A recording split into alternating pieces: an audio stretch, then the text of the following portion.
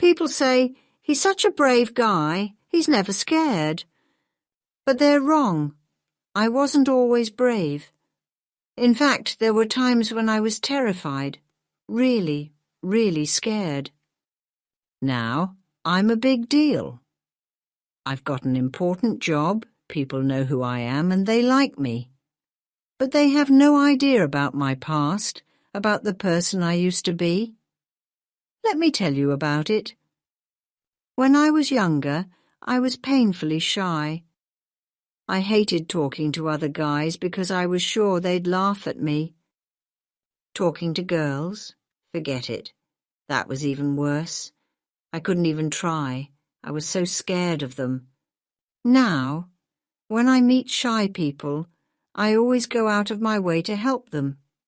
I never laugh at them because I remember exactly what it felt like. Back then, I was miserable. Then the war happened. My country was at war with another, and I had to join the army. Me, a guy who was scared of everything, had to become a soldier. And let me tell you, it was terrifying. I was scared all the time. I thought the other soldiers could tell, even though no one talked about it. They must be laughing at me, I'd think. They're not scared like me. But I was wrong. I didn't know that everyone was scared, just like I was. Still, I felt terrible. One day I had a short break, 2 days off from the army. I wasn't hanging out with anyone because, honestly, I didn't have any friends. I was just wandering around a town, feeling down, walking past some shops. That's when I noticed this old man standing by the side of the road. There weren't many cars around, but he just stood there. Why doesn't he cross the road, I thought. Is he scared or something? I walked closer, and then I saw his eyes. That's when it clicked.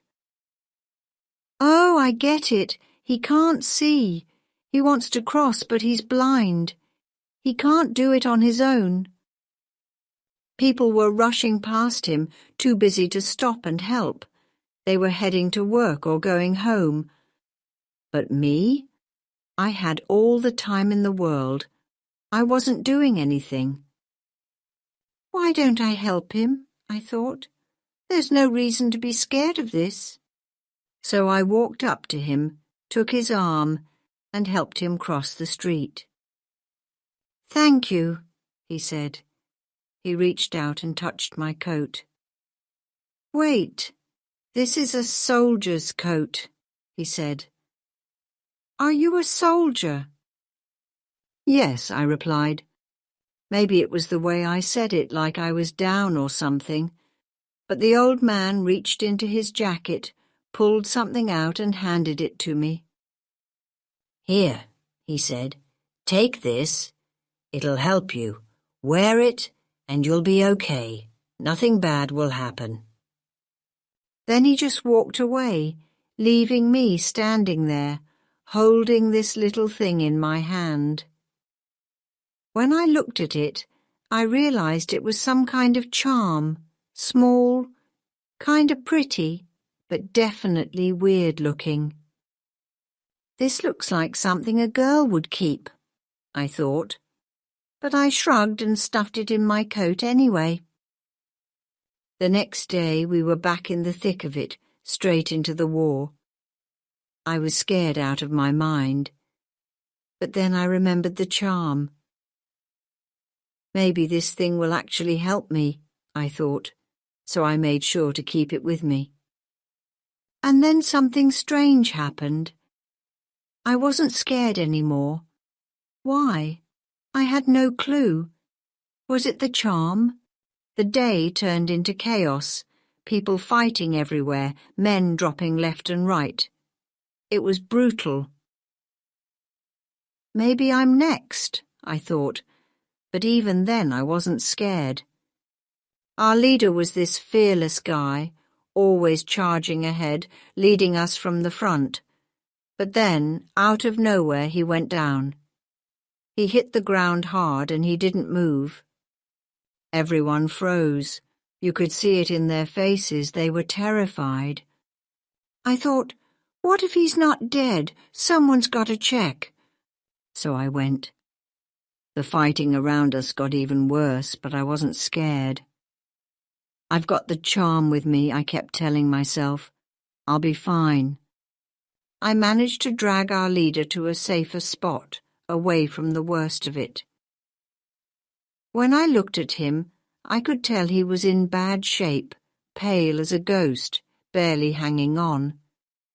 But he wasn't gone. His eyes flickered open, and he gave me this weak smile. That moment, I'll never forget it. He spoke, but it was tough for him to get the words out. I leaned in and heard him say, "Go up front.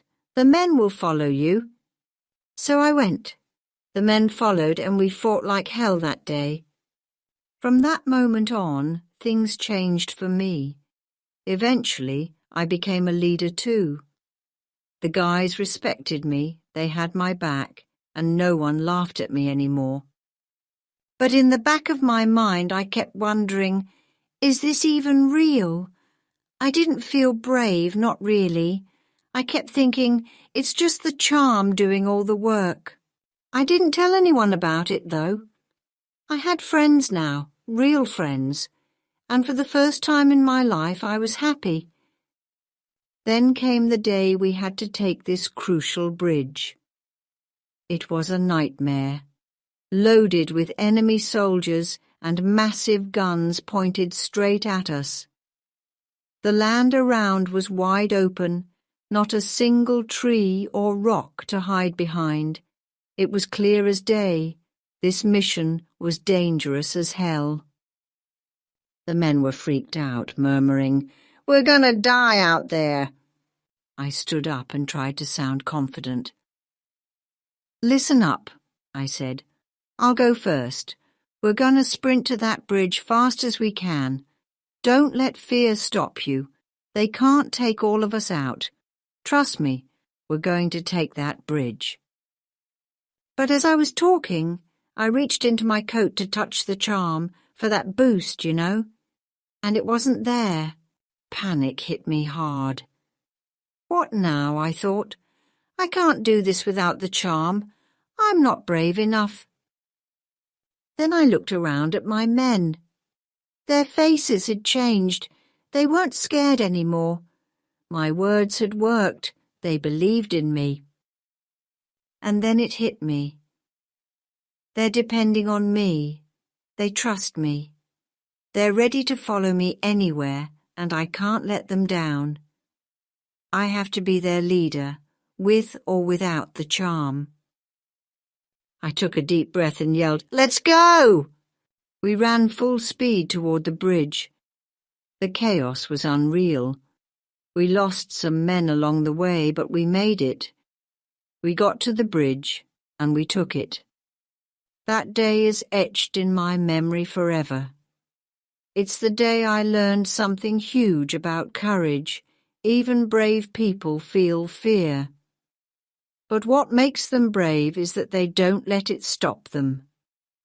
And I'll always remember the old man who gave me that charm.